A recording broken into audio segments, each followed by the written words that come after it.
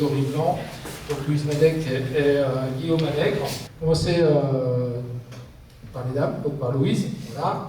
Donc tu es étudiante donc à Sciences Po, master de politique publique, spécialité administration publique.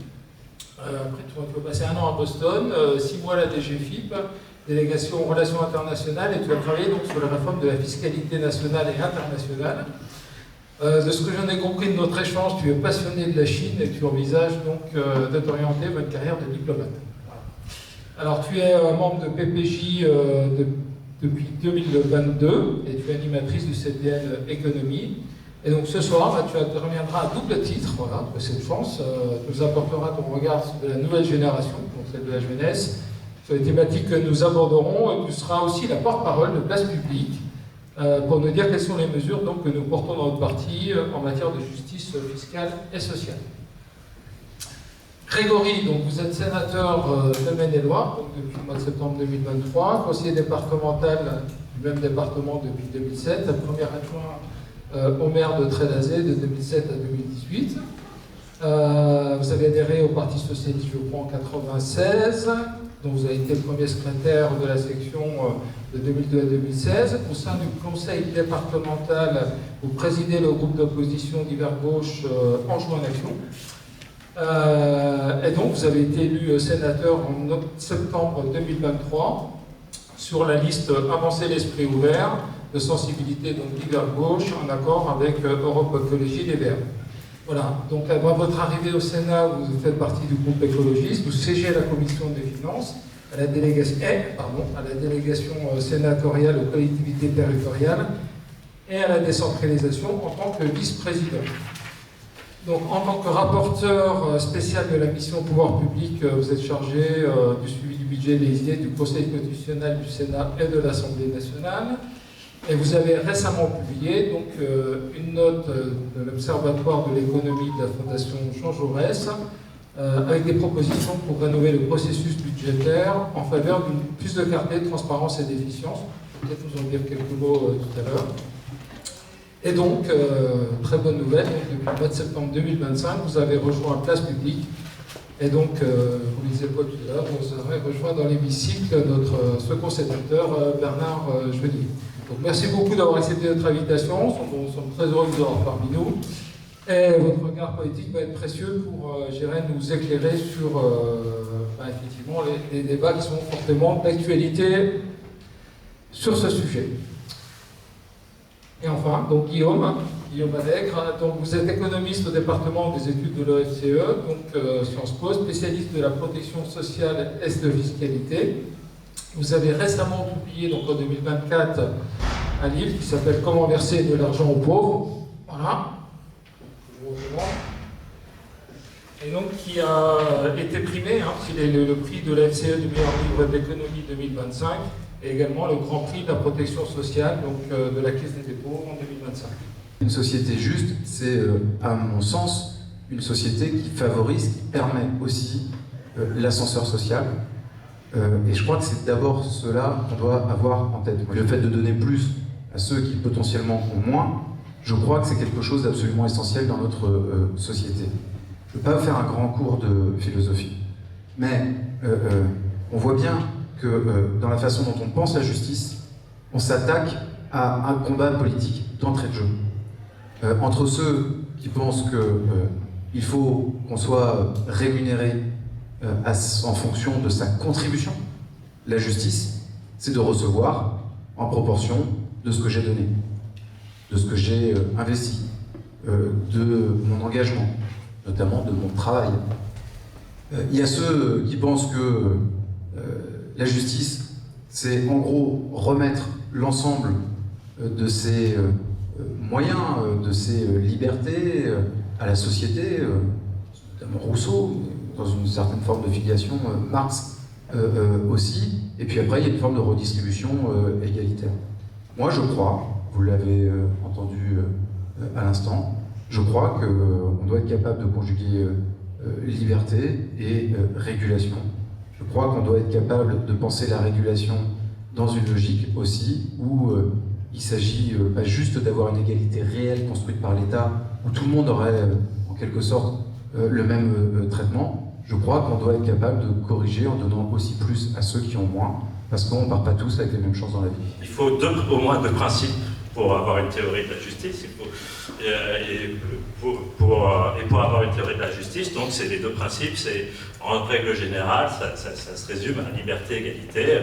Donc les révolutionnaires français ont rajouté un troisième principe, mais en tout cas il en faut au moins deux pour avoir une théorie qui n'est pas de risque totalitaire, parce que ces deux principes viennent il y a une tension entre les principes. Alors, du point de vue de la justice sociale ou de la justice économique, ça peut se traduire, et moi j'aime bien ce que Rawls a fait de cette théorie-là, ça se traduit en deux principes économiques.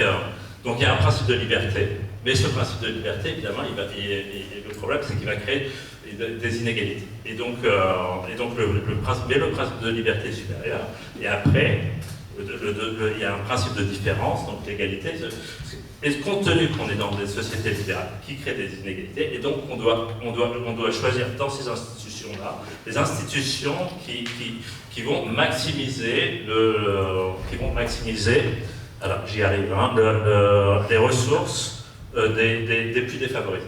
Aujourd'hui, la perspective de la jeunesse, quand on parle de la question de justice, elle est éminemment tournée vers la question de la projection dans l'avenir. Ce qui marque ma génération, c'est l'accumulation d'incertitudes sur la durée des études, leur coût, le coût de l'accès au logement, et à quel point il est de plus en plus verrouillé également, les incertitudes liées au marché du travail, et bien sûr sur fond d'incertitudes climatiques qui nourrissent une anxiété, on peut dire, structurelle.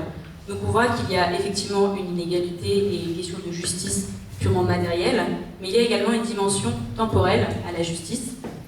Et donc je trouvais que c'était intéressant pour introduire ce débat de parler de la notion, en plus de la notion de justice intragénérationnelle, donc entre les populations actuelles, également la notion de justice intergénérationnelle, qui est de dire en fait, quand on parle de justice aujourd'hui, c'est important aussi de se questionner comment les choix actuels, notamment en matière de fiscalité, puisqu'on va parler de fiscalité ce soir, et que ça recoupe les domaines de la transition écologique, du financement des retraites, toutes ces grandes questions-là, comment les choix que l'on fait aujourd'hui ne vont pas faire peser sur le futur les choix présents. Et donc, voilà, ça semble important pour les générations, bien sûr, à venir dans un temps lointain, mais aussi les jeunes d'aujourd'hui, d'introduire cette question de justice intergénérationnelle, parce que, évidemment, nous, aujourd'hui, les jeunes, on se demande comment une société peut être juste si elle ne garantit pas les conditions qui permettent de commencer la vie dans des conditions dignes de logement, mais aussi pour se former, se déplacer. Et donc vraiment, on pense que chez Place Publique et chez Place Publique Jeune, on estime que cette logique intergénérationnelle est vraiment indissociable de la question de justice sociale dans son ensemble. Non, mais là c'est le patrimoine, et le patrimoine, si on regarde l'évolution du patrimoine, la part des 10% les plus riches est passée de 40 à 50% dans les 30 dernières années. Donc ça, c'est beaucoup, parce que 10% c'est ce qu'ont les 50% les plus pauvres. Donc c'est l'équivalent de ce qu'ont les 50% les plus pauvres. C'est beaucoup, mais bon,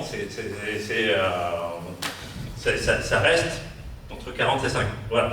Donc ça, donc là, il y a des grosses inégalités de patrimoine. Les inégalités de patrimoine sont beaucoup plus importantes que les inégalités de revenus après transfert. Parce que, évidemment, les revenus, on organise des transferts. On n'organise pas des transferts de patrimoine, on n'organise pas des transferts de patrimoine. Et donc, évidemment, les revenus, par exemple, les revenus, si on prend un chiffre, les revenus avant transfert, entre les 10% les plus riches et les 10% les plus pauvres, c'est un ratio de 20. C'est un ratio de 20. Après transfert, ce ratio, il descend à 6,5, 7. Donc il y a un pouvoir redistributif quand même du système socio-fiscal qui est assez important. Mais ce qu'il faut voir, c'est qu'il suffit de prendre, comme il y a un ratio de 20, il suffit de prendre 10% aux plus riches, les donner aux 10% du revenu des 10% les plus riches, les donner aux 10% les plus pauvres pour multiplier leurs revenus par 3. Et c'est à peu près ce que fait le système social. Et c'est-à-dire qu'en multipliant le revenu des 10% les plus pauvres par 3, on réduit le ratio qui était de 20 à un ratio de 7. On rentre dans les 10% les plus riches en revenus à 40 000 € et on rentre en patrimoine à 700 000 €. 700 000 euros, c'est un appartement de 70 mètres carrés à Paris. Donc je ne connais pas les prix du mètre carré à Melun, mais j'imagine que les maisons à côté de la gare, sont à peu près là. Donc on y rentre relativement vite. C'est-à-dire qu'à vers 60 ans, si vous avez fini de... donc c'est du net. Hein. Donc vers 60 ans, si vous avez fini de rembourser votre emprunt, et que vous êtes, du coup, votre patrimoine net, même si vous avez que de l'immobilier, c'est autour de 700 000 euros si vous avez un 70 mètres carrés à Paris. Mais c'est à l'âge aussi où vous héritez de vos parents. Et généralement, si vous avez 700 000 euros de patrimoine immobilier, vos parents en ont aussi pas mal, donc vous héritez d'à peu près la même chose si vous êtes enfant, enfin, selon que vous êtes enfant unique ou 3 enfants, vous allez hériter de moins. Et donc du coup, vous y êtes vite dans les 10%. Donc sur les ultra-riches, il y a cette fameuse note de l'IPP sur laquelle s'appuie beaucoup Gabriel Zucman en ce moment, qui montre qu'il y a une dégressivité. Cette dégressivité, elle arrive très tard c'est-à-dire dans l'échelle de revenus. Donc ça concerne plutôt les 0,1%, effectivement. Les personnes qui, en gros, ont des entreprises et des holdings qui font remonter les dividendes dans leur holding et qui du coup, ne touchent jamais de revenus, à ce niveau-là, le taux d'imposition baisse beaucoup, enfin de 46 à 23% en moyenne. Donc ils payent moins que, enfin, peut-être pas la secrétaire, parce que en fait, les taux d'imposition sont quand même relativement élevés en France. Le système est assez redistributif, mais il paye moins qu'un cadre moyen.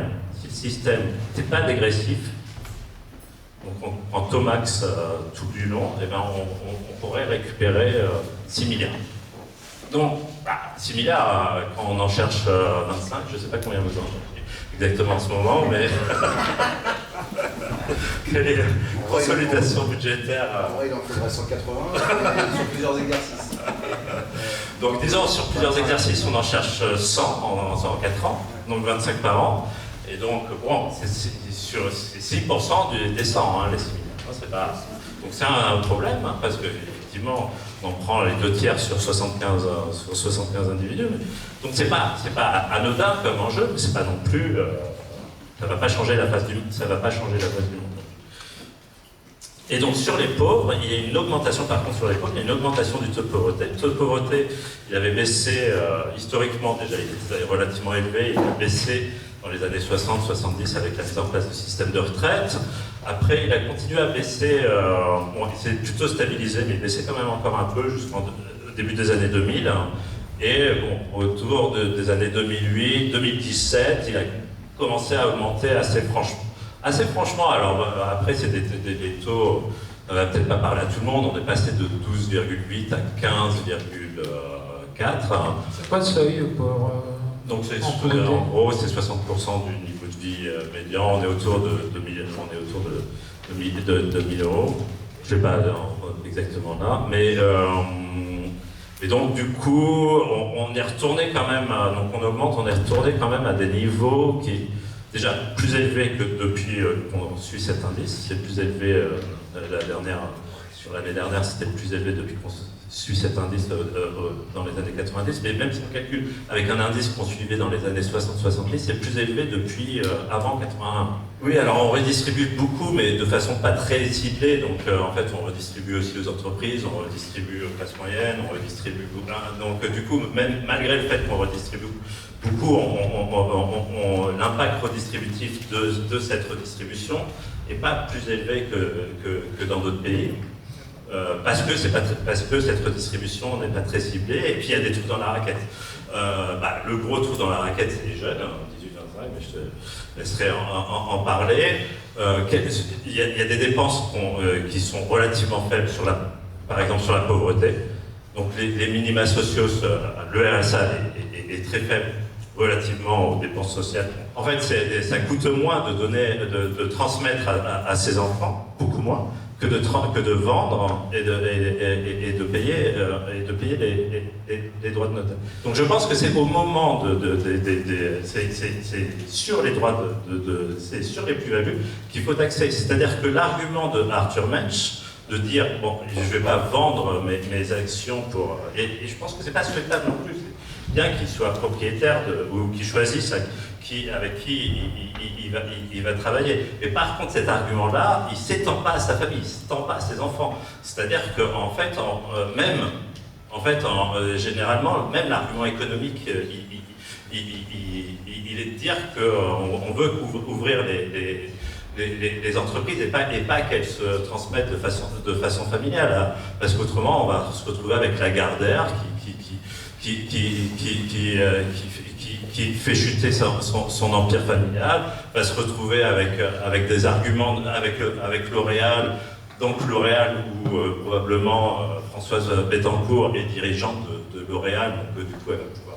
Il n'y a pratiquement pas de droits de succession qui n'ont jamais été payés sur L'Oréal, ni d'impôt sur le patrimoine, ni d'impôt sur les plus-values, en fait. Et l'argument de dire que le salon de coiffure peut passer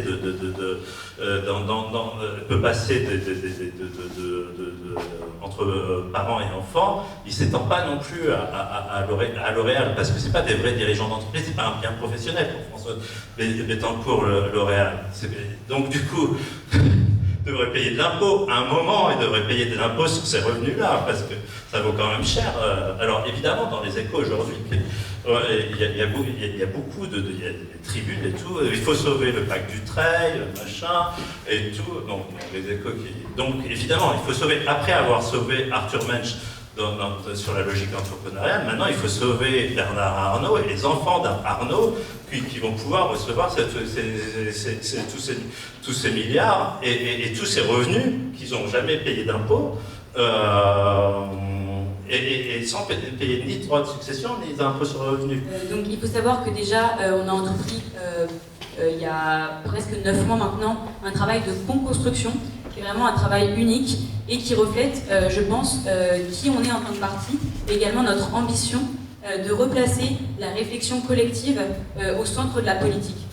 Et donc, suite à ces mois de réflexion, d'échanges avec des experts et de nombreux adhérents et de réunions et de temps commun d'échange, on a réussi à produire l'acte 1, donc, qui est notre vision pour la France. Donc avant de vous parler des propositions purement de dépenses pour permettre une meilleure justice sociale, je vais vous parler des efforts sur les recettes qui vont être faits pour pouvoir financer plus de justice sociale. Donc je peux vous parler de 2 pistes prioritaires. La première étant de supprimer les niches dont parlait, les niches ou dépenses fiscales pour les économistes, dont parlait Guillaume juste avant, qui sont jugées injustifiées ou inefficaces. Il faut savoir qu'aujourd'hui, dans le document qui est soumis au gouvernement pour voter la loi de finances, il y a plus de 40 niches fiscales qui ne sont pas chiffrées et dont on ne connaît pas non plus les bénéficiaires. Donc c'est un vrai travail d'amélioration parce que justement ces dépenses fiscales qui réduisent la raquette et les possibilités de dépenses publiques doivent être étudiées. Et ces niches visent pour la plus grande partie, enfin celles qui coûtent les plus cher aujourd'hui, les ultra-riches et les grands groupes. La deuxième source de recettes, c'est la mise en place d'un effort fiscal nouveau qui permette en fait une contribution de tous les citoyens eu égard à leurs facultés, ce qui n'est pas le cas aujourd'hui, on le sait, avec des stratégies d'optimisation fiscale agressive liées au patrimoine et des grands groupes. Donc voilà pour les recettes. Maintenant, la partie qui vous intéresse, je le conçois, sur les dépenses. Donc dans le programme, vous pourrez aller le voir, bien sûr, il est public, il y a de nombreuses mesures, mais je pense que je vais décomposer la présentation ce soir en 4 points, pour que ce soit clair, des grands chantiers que Place Publique veut mettre en œuvre pour permettre plus de justice sociale, notamment grâce à la justice fiscale. Le premier chantier, c'est de remettre les travailleurs au centre du contrat social. Aujourd'hui, on est face à une inégalité de fait qui est que on vit mieux d'hériter que de construire que de la richesse qu'on accumule par une vie de travail. Et ça, c'est très problématique pour la démocratie, puisque le mal-être du travailleur, c'est aussi le mal-être démocratique. Donc, il faut assurer qu'il y ait une plus juste taxation travail, patrimoine. On peut également parler de la question des retraites, puisqu'aujourd'hui, les retraités aisés et les héritiers vivent mieux que les travailleurs. Donc, Place Publique propose un vrai rééquilibrage de la fiscalité pour taxer moins le travail et taxer davantage les héritiers. Ensuite, le deuxième point, c'est qu'une France plus juste, c'est aussi une France qui prend soin des plus vulnérables, donc notamment les seniors, mais aussi les enfants et les jeunes, et les personnes en situation de handicap, pour ne citer qu'eux. Et donc, pour vous donner une idée de mesures phares pour chacune de ces populations que je viens de citer, pour les seniors, Place Publique propose de réinventer l'hébergement des seniors en concentrant les EHPAD sur les personnes dépendantes et en vraiment mettant beaucoup d'efforts sur l'imagination de solutions innovantes, privilégiant l'autonomie des seniors. Pour les enfants, on peut penser à notre mesure qui vise à sortir la protection de l'enfance de toute logique de profit, donc notamment en concentrant les subventions publiques aux institutions qui sont prouvées efficaces, transparentes et sorties des logiques de profit. Et pour la question des personnes en situation de handicap, on peut penser notamment dans la question de la démocratie à garantir l'accessibilité des processus démocratiques à tous. Donc c'était les deux premiers points. Le troisième point, c'est qu'une société plus juste, c'est aussi une société qui permet à chacun de vivre dans le territoire auquel il est attaché, sans avoir à prendre en considération les phénomènes de spéculation par rapport au logement notamment, mais également les déserts médicaux ou le retrait des services publics dans certains territoires. Donc chez Place Publique, on traduit ça concrètement à travers deux dynamiques. Le fait de garantir un droit au logement effectif pour tous, et également le fait de réparer les territoires qui sont touchés par notamment le retrait de l'État.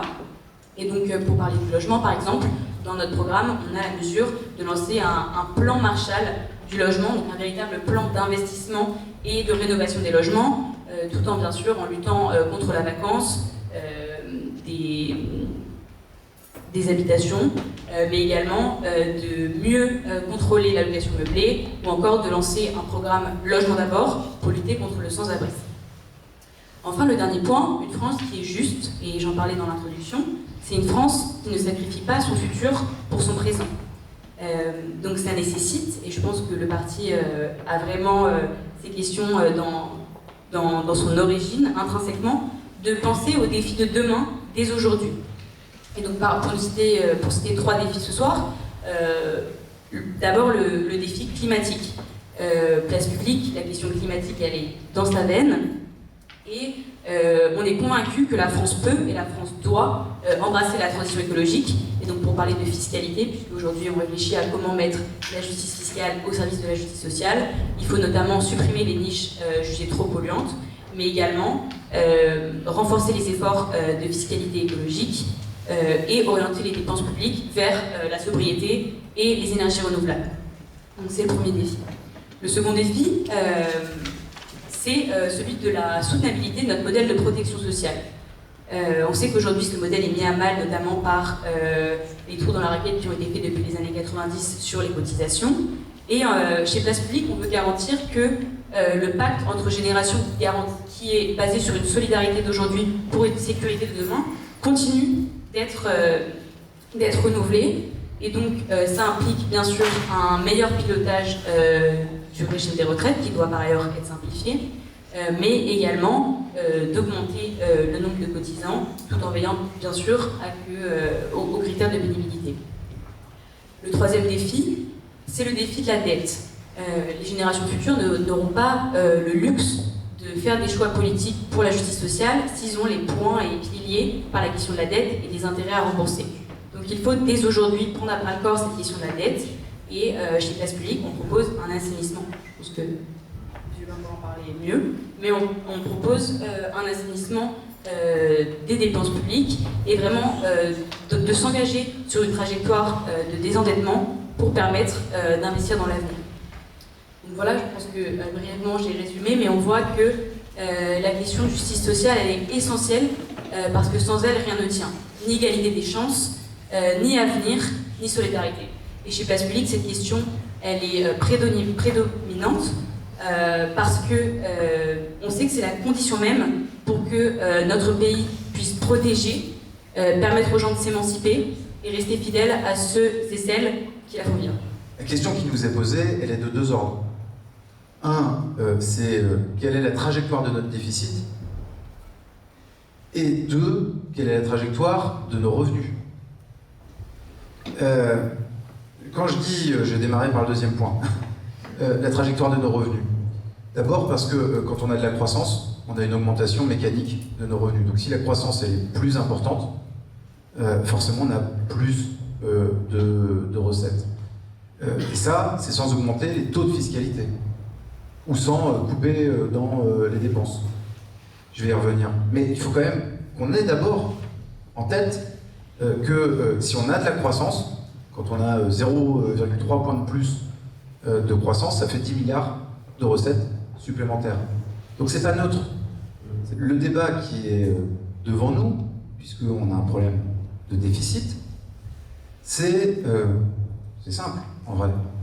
C'est qui paye en matière de fiscalité supplémentaire, puisqu'il va falloir augmenter les impôts de toute façon. Qui paye et comment? Vous voyez la première maquette Bayrou. La première maquette Bayrou, c'est en gros, on va demander aux gens de travailler davantage, on va faire du remboursement des médicaments, on va demander aux mutuelles de payer, etc.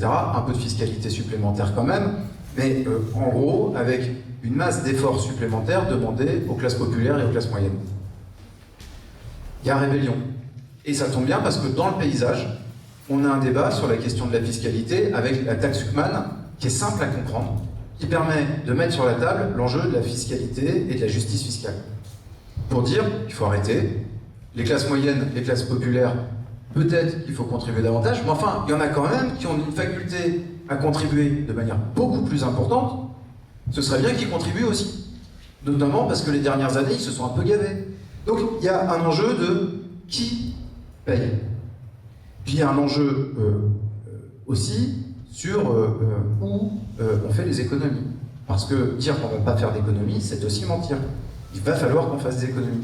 Seulement, les économies, on les fait où et elles impactent qui? C'est aussi un sujet. C'est aussi un sujet. Puis, le tout, après, dans quelle proportion on augmente la fiscalité et dans quelle proportion on fait des économies. Ce pas des questions faciles. Je veux donner un chiffre simple. En gros, il faut dégager d'ici 2031 entre 180 et 200 milliards d'euros. Alors si on a de la croissance, ça veut dire que c'est d'autant moins de fiscalité supplémentaire et moins de coupes aussi. Donc plus on a de croissance, plus ce sera facile d'y arriver. Je vous dis ça d'ici 2031. Pourquoi? Parce que, en gros, en 2022, on remboursait moins de 30 milliards d'euros d'intérêts de la dette. Les intérêts, ça représentait tous les ans moins de 30 milliards d'euros. En 2031, il est prévu qu'on soit au pic. Et le pic, c'est 125 milliards d'euros. C'est-à-dire qu'on va devoir absorber en remboursement des intérêts de la dette, pas remboursement de la dette, en paiement, pardon, des intérêts de la dette, l'équivalent du budget de l'éducation nationale ou l'équivalent du budget de la défense. Le budget de l'État qui absorbe le déficit, parce qu'il y a le budget de la sécurité sociale, il y a le budget des collectivités territoriales, je ne vais pas rentrer dans trop de mécanique. Le budget de l'État, en gros, c'est 500 milliards d'euros. Et le budget de l'État, il va donc falloir qu'on trouve ces 180 à 200 milliards d'euros supplémentaires. C'est ça la trajectoire. Pourquoi 180 à 200 milliards?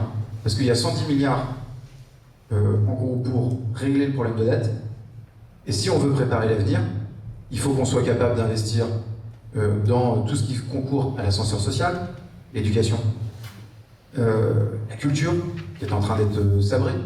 Alors on peut avoir un débat après sur quel type de culture, ce qu'il faut sabrer ou pas sabrer, sur le sport, etc. Enfin, tout ce qui concourt à la vie en société.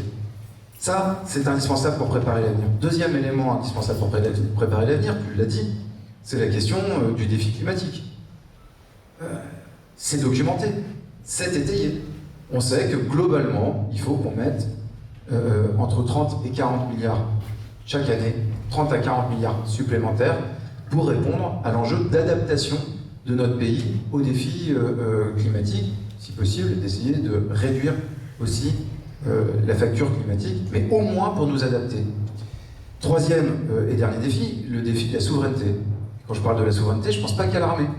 Je pense par exemple à la souveraineté énergétique. Je pense par exemple à la souveraineté numérique.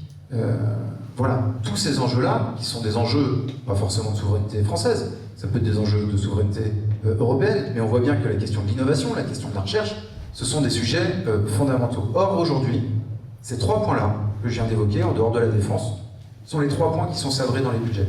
On n'a plus de trajectoire budgétaire.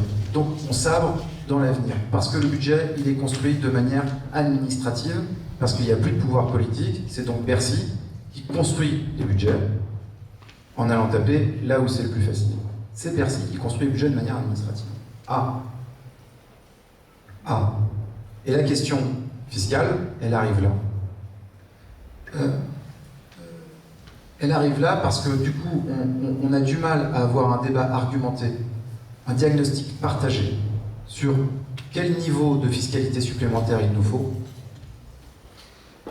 pour résoudre la dette, quel niveau de fiscalité supplémentaire il nous faut, Aux investissements. pour effectivement résoudre ces problèmes d'investissement, pour préparer l'avenir, pour le dire rapidement. Et s'il y a des coupes budgétaires à faire, où on les fait et comment. Et vous voyez bien, là, que au début de l'été, parce qu'il y avait la peur de l'absence de budget, parce qu'il y avait la nécessité de trouver un compromis, parce qu'il y avait cette argumentation autour de la taxe Zuckman, qui faisait sens et écho dans le pays, on a réussi à faire avancer les choses et à réouvrir le débat sur la fiscalité. C'est pas rien ce qui se passe quand même. On a réouvert le débat sur la fiscalité. C'est plus de 2,7 milliards. Donc oui, en fin de compte, il y a un certain nombre de mesures qui ont été prises pour fiscaliser davantage les grands revenus. C'est ça qui ressort de la partie 1. Les grandes entreprises qui vont être mises davantage à contribution. Mais il y a aussi des diminutions de fiscalité, vous l'avez vu, dégel de l'impôt sur le revenu, les fameux 10% pour les retraités, vous avez la défiscalisation des heures supplémentaires. Je ne vous dis pas ça en disant est-ce que je suis d'accord ou pas. Je dis juste qu'en fin de compte, la copie qui sort de l'Assemblée nationale, c'est pas de la folie furieuse. Par contre, les petites entreprises, elles ont même une diminution pour un certain nombre d'entre elles sur l'impôt sur les sociétés. Il y a des questions, je pourrais rentrer dans le détail. Par contre, effectivement, la surtaxe dite Barnier d'impôt sur les sociétés, la taxe holding, même si elle a été largement diminuée, l'impôt sur la fortune improductive, etc. Donc il y a des personnes, oui, qui vont être mises davantage à contribution. Et ces gens-là, qui détiennent le pays, qui détiennent les richesses dans le pays, aujourd'hui conduisent une campagne extrêmement virulente pour dire aux artisans, pour dire aux dirigeants de petites et moyennes entreprises, la gauche est en train de construire un compromis, pour ceux de la gauche démocratique, est en train de construire un compromis qui va nous mettre sur la paille. On assiste en ce moment à un résultat du débat à l'Assemblée nationale qui opère un transfert de fiscalité. Et vous voyez que face à cela, on commence à avoir un mouvement de balancier extrêmement puissant de ceux qui ont les plus hauts revenus dans le pays, parce qu'ils ont bien compris que ce n'étaient pas ceux qui avaient moins, mais qui étaient quand même, j'allais dire, dans la classe moyenne ou la classe moyenne supérieure qui allaient payer, c'était, j'allais dire, ceux qui avaient largement bénéficié, en définitive, des facilités au moment de la crise Covid. Sincèrement, ils sont extrêmement puissants. Ils recrutent à l'intérieur de Bercy. Donc il y a une porosité qui existe. Il se trouve que je connais bien Yvan Ricordeau, qui est le numéro 2 de la CFDT. J'ai commencé en étant surveillant et m'occupant syndicalement des surveillants. Et Yvan était celui qui me précédait. Et il y a un an, on mange ensemble, et je lui dis, mais au niveau des organisations syndicales, enfin, faites quelque chose, quoi. Travaillez sur les amendements, faites du lobbying. Parce que descendre dans la rue, c'est bien. Certaines fois, il faut le faire. Mais si on veut contribuer au rapport de force, quand vous avez monsieur Crédit Mutuel, monsieur Crédit Agricole, les réseaux patronaux puissants qui viennent nous voir, je veux dire, on est contactés en permanence. Il y a une porosité. Ils recrutent des anciens parlementaires. Enfin, je veux dire, ce sont des cénacles. La plupart des dirigeants, souvent, ont été dans les mêmes écoles. Tout le monde le sait, tout ça.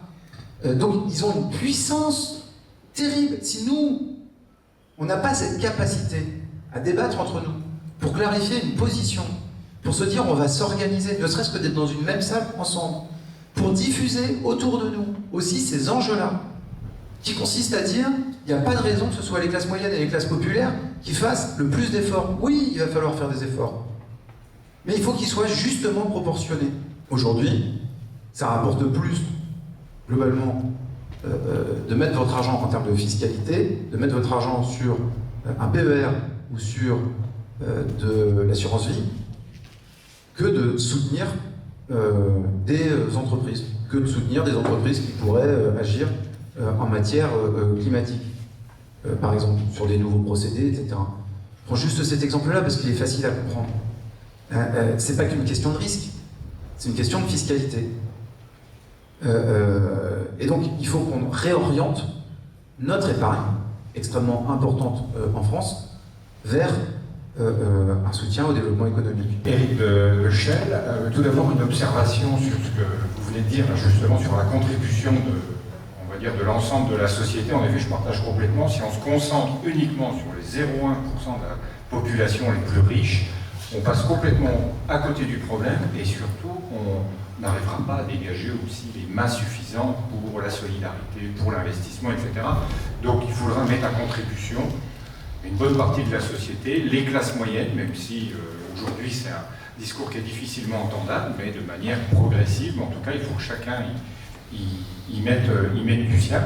Voilà, et notamment sur les droits de succession. Les droits de succession, ça a été abordé en première partie, ça fait partie des sujets sur lesquels je pense qu'il faut qu'on fasse beaucoup plus, mais j'ai une expérience d'ancien conseiller clientèle bancaire, et j'ai vu les réactions de mes clients, c'est-à-dire de manière complètement irrationnelle. On a des dispositifs qui sont vraiment intéressants, comme par exemple pour le développement de l'épargne du salarié, pour la préparation de la retraite, mais qui peuvent avoir des effets de bord qui sont vraiment problématiques. Prenez par exemple le plan d'épargne retraite obligatoire. Alors je vais être rapide, ça permet au salarié donc de cotiser une partie de son salaire et l'employeur abonde, et donc ça lui permet d'avoir un capital pour la retraite, à transformer en rente ou pas, etc. Sauf qu'en fait ce placement a la fiscalité de l'assurance vie.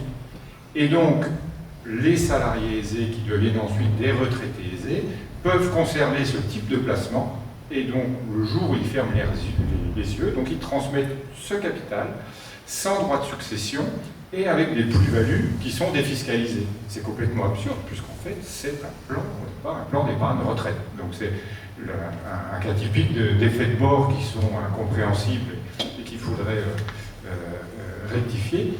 Et puis un autre élément aussi sur l'investissement dans les entreprises. Vous aviez évoqué aussi tout à l'heure qu'on devrait, si j'ai bien compris, un peu plus orienter l'épargne vers l'investissement des entreprises. Prenez toujours l'épargne retraite et l'épargne salariale. On peut investir en actions, donc ça c'est super, mais on peut investir dans des actions du monde entier. Le PER ou l'assurance vie, il y a des choses qui sont simples qui peuvent être mises en place. Il y a des enjeux de fiscalité, je l'ai dit tout à l'heure, il y a comment on fait bouger nos produits, nos véhicules d'épargne. Mais il y a aussi, à l'intérieur, par exemple, du PER, on pourrait très bien imaginer de donner une obligation, par exemple, d'avoir une quote-part de 5% du PER, de 10% du PER, qui soit fléchée pour soutenir les jeunes entreprises innovantes. Qui soit fléchée, par exemple, pour concourir à la décarbonation de l'appareil productif. Ça, c'est des choses qui sont possibles. Aujourd'hui, on a du mal à le faire passer, hein. Qu'on soit bien clair. On a du mal à le faire passer parce que Monsieur Crédit Agricole, Monsieur Banque Populaire, Monsieur BNP surtout, Monsieur Société Générale, Madame quelquefois, même si ça reste encore un univers assez masculin que la haute finance, ils ont le numéro, ils ont le 06 du ministre de l'économie, quoi. Ils ont le numéro 06 du ministre de l'économie. Je veux dire, ils ont des échanges réguliers. Il ne faut pas se tromper. Donc effectivement, ils ont des enjeux, eux.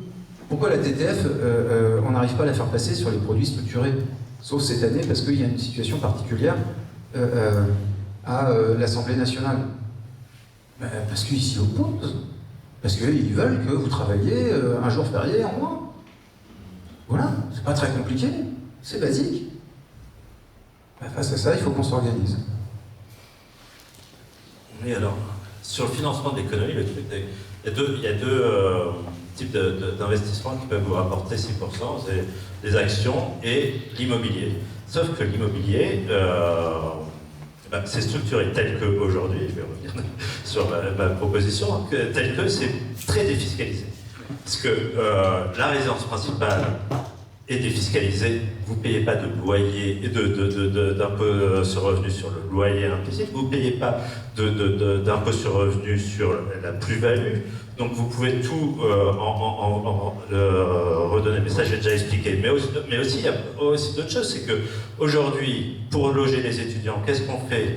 L'État, il donne une subvention, un crédit d'impôt à des ménages particuliers bailleurs pour qu'ils construisent les logements étudiants. Après, il loge les étudiants et l'État donne des allocations de logement aux étudiants pour qu'ils puissent rentrer dedans. Et après, à la fin, au bout de 20 ans, le logement, il appartient à la famille et donc il va être transmis hors frais de succession aux enfants. Bon, bah, si l'État logeait les étudiants au lieu de faire ça, au lieu de donner un crédit d'impôt, Les loyers seraient moins élevés aussi. Et donc si l'État logeait les étudiants, si l'État faisait des choses au lieu de donner des crédits d'impôt à des particuliers bailleurs pour le faire à sa place, ben, du coup ces particuliers ils devraient investir l'argent autre part.